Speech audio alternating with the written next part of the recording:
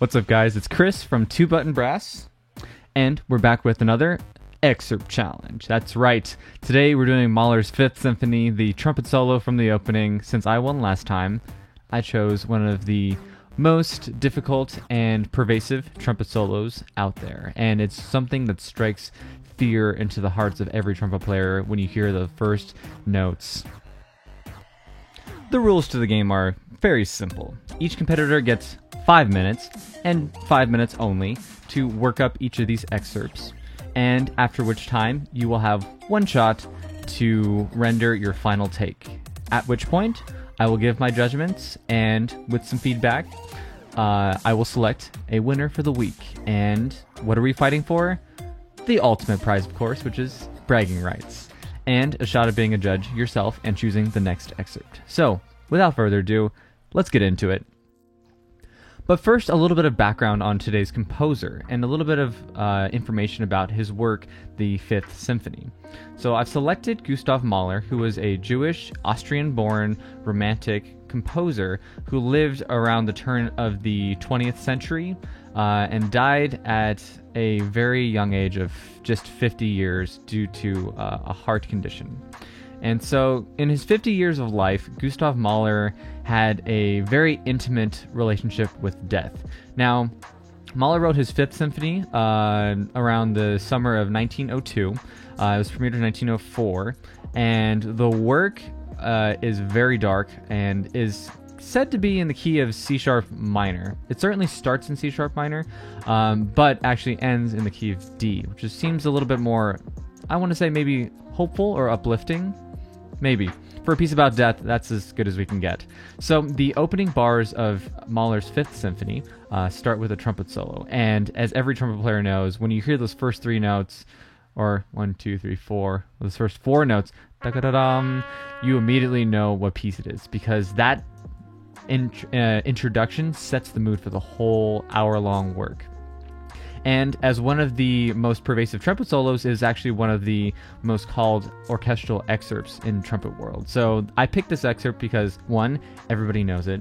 2, it's just good music. And 3, I really wanted to see what some of these other guys in my quintet could come up with on their own instruments.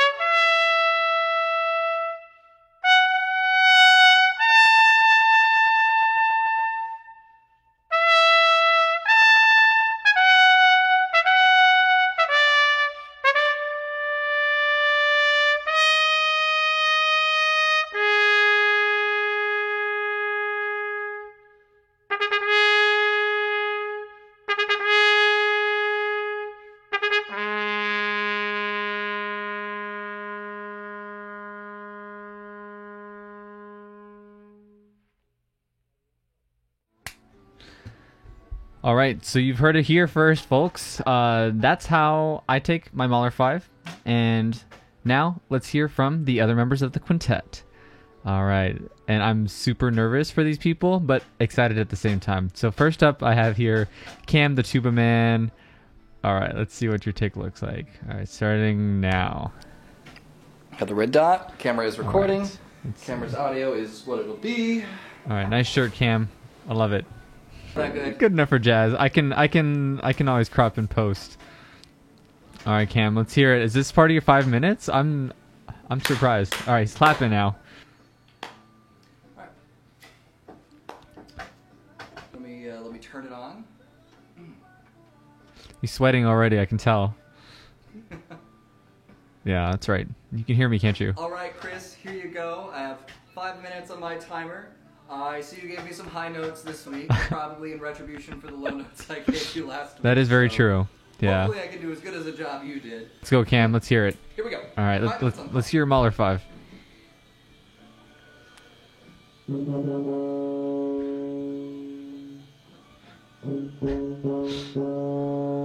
I love the hand. The hand is like, stop. Yeah, that's good. This is good. I'm noticing it's very clear, and I think that's the hardest thing, especially on trumpet. It's That's right. all three valves are down, and it's very hard to get I clarity. hate treble clef with a burning passion. Yeah, that's right, Cam. Time?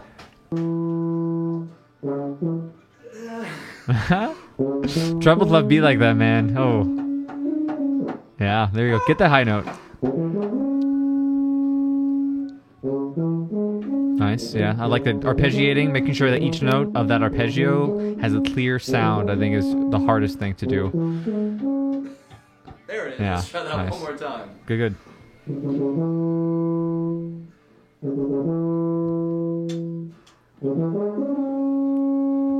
Nice, good high note. Wow. Nice and snappy. That's good. I love it.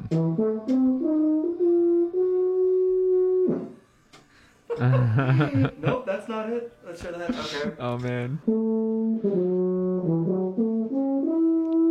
Good. Squeeze it out. Ooh. Nice. Wow. Good. Octave jump. Yeah. I feel like tuba players really excel at octave jumps like that. I think that's a very good tuba thing. Love it. Yeah, dropping down to the low. Oh man. That's pretty cool. Good for you, Cam. Good for you for doing it at the right octave. Wow. Like, I know... Here, I'll pause it right there. I think that's about the end of the take there. But I know that, Stravinsky wrote, his famous Rite of Spring bassoon solo. He wrote it super duper high, especially for bassoons at the time. It wasn't really standard practice yet. I guess we're all glad that Mahler didn't decide to do this for the tuba, to subject you to this cruelty. But I think this is really, really well done. So I'm going to go ahead and skip. We have like 20 seconds left on this. Let's go ahead and skip to your final take. All right, time's up. Let's hear it. That is all the time I have to practice this. I just have to jump in. The and see audition's how right it now, goes. Cam. Let's do it. All right. Here we go. All right. Full confidence. I'm very excited about this. Totally got this.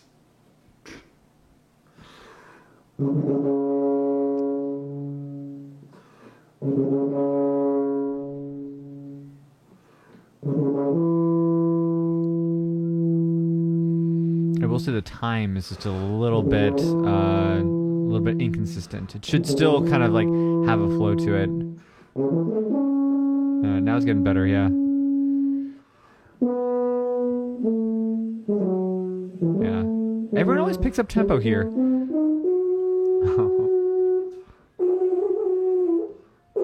Oh no! No. Story of my life. Oh my gosh, I couldn't tell you how many times that happened to me. Even though it's written for trumpet. Good. Still got the snap.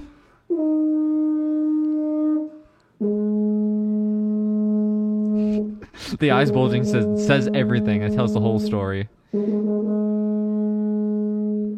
Alright, good octave jump. Yeah, solid intonation. Alright. All the way.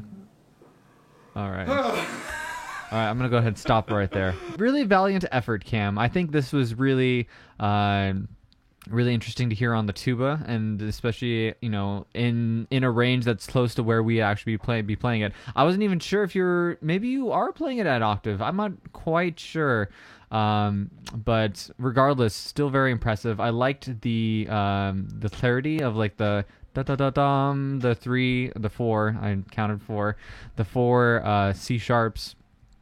And overall just kind of a nice feel too. So I would say just, the time could have been a little bit more consistent throughout. It was a little bit ambiguous towards the beginning and then picked up towards the middle of the excerpt.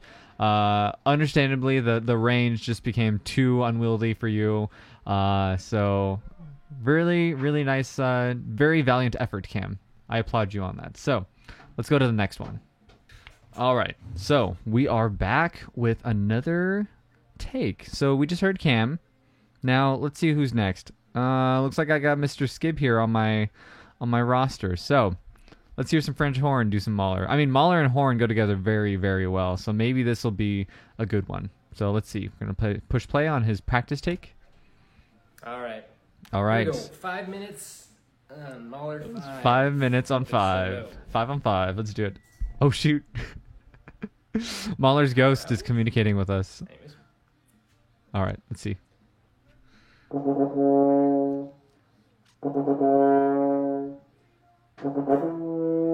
Yeah, nice start so far. Good tempo.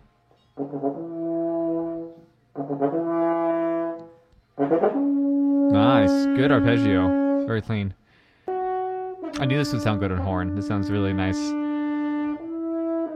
Oh. We are modulating now. We started in C sharp minor, but now we're kind of modulating to the dominant. For the music nerds out there, you know what I mean. You are the first one, Skib, to really get this, like, in the score, not in the part, but in the score, Mahler writes fleeting. The triplet should be fleeting. So they are on purpose rushed. Yeah. Yeah, even that part. So, style points for you, Skib. Very nice. You caught on to that. It's not in the score, but I give you points because you know how you've heard it before. So this is good. Love it. Yeah, the horn octaves, man. I guess octaves just sit well on like a lot of brass instruments. Trumpets, like, not so much, I feel like. But horn octaves sound great. Tuba too. I struggle with that part too, actually. Just getting clarity and flow with the still with that snappy feel, especially in the upper register, is quite difficult.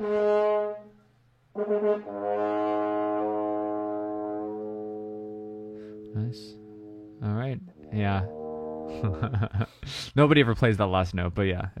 I mean, I think that's actually in the horn part itself, so that's a very horn note. Yeah, I think we're just burning time here. I think you're ready to go. So I'm gonna stop it. Some Tchaik 4 to end things. All right, I'm gonna stop it right there. Let's see your final take now. I'm excited to hear how this is gonna be, because that was a solid practice take. Let's see if we can find Mr. Skib. All right, final take. All right, pushing play on Skib's final take. All right. Breathing technique.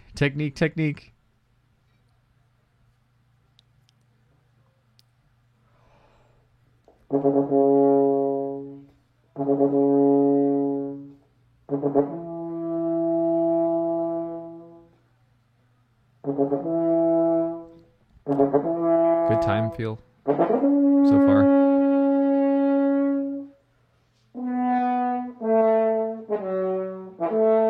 Really nice snap. Good style. Clear arpeggio. Nice.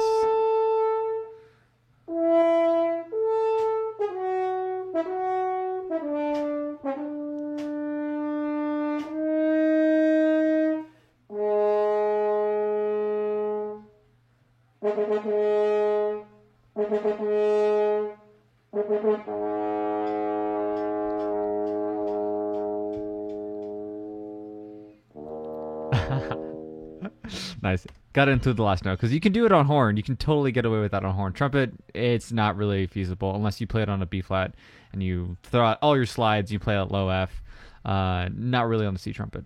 But Skib, really well done. I think this is a solid contender. You really brought it today. I could tell. This is like, you got hungry last time for the trophy, for the bragging rights. So I think you're going to be very competitive in this one. All right. I feel like one of the things that Mahler truly excels at is just writing idiomatically for each of our instruments. He writes great horn stuff. He's even got really nice trombone solos, like the solo from the Third Symphony. Huge trombone excerpt.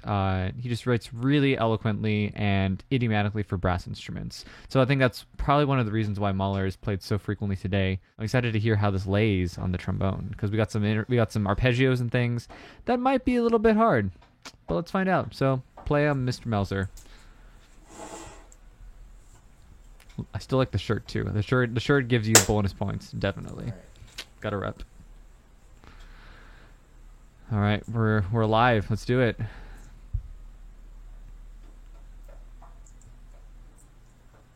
All right, we're switching over to the ribbon mic audio.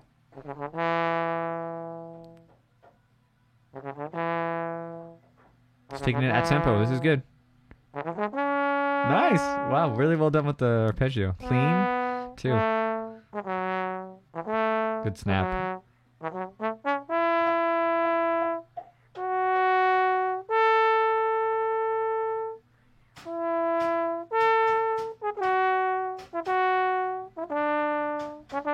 This is a practice take? I'm filming.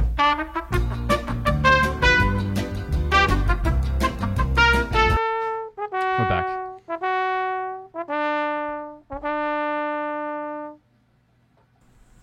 That was a really solid first take, though. Oh, there it is. Oh, he's doing an add octave. Nice. Just getting some clarity on those notes. You're also getting that fleeting feeling that I liked in Skib's recording too. So this is good.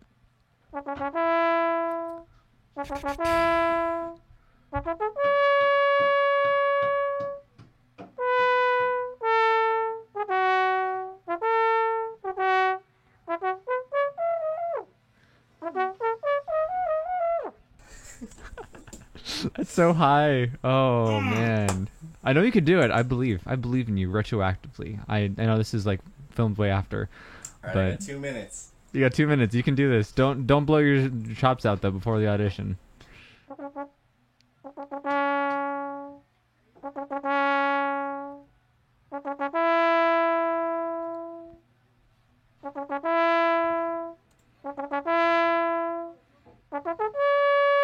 I think everybody's single tonguing this. Da-da-da-dum.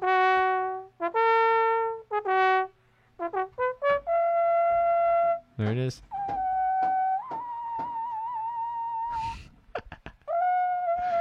It's a baby, but it sounds so sweet.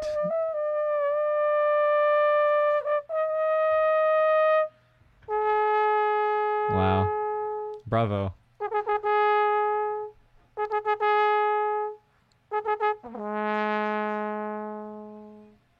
All right.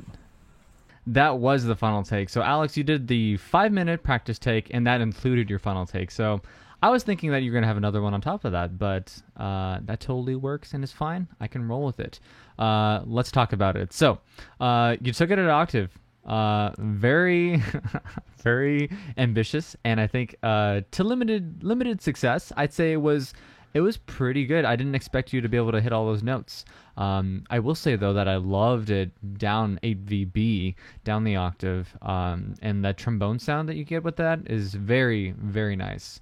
It sits very well on the trombone. The register just really projects well. So I could see that even just being part of the orchestra. So really nicely done. Good job, Alex. Next, we have Mr. Richeese. Let's see what Richeese has to say.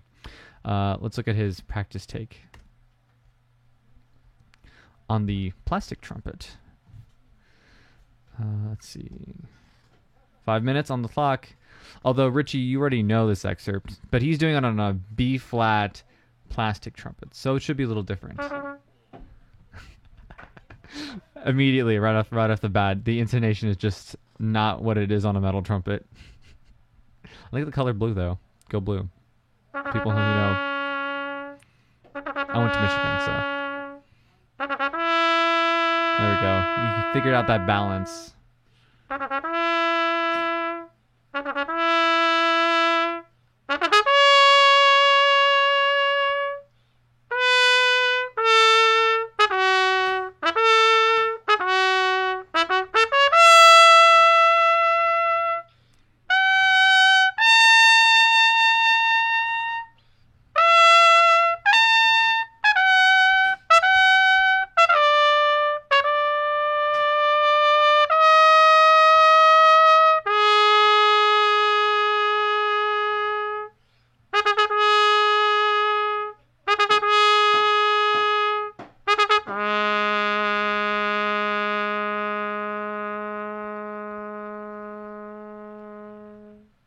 All right.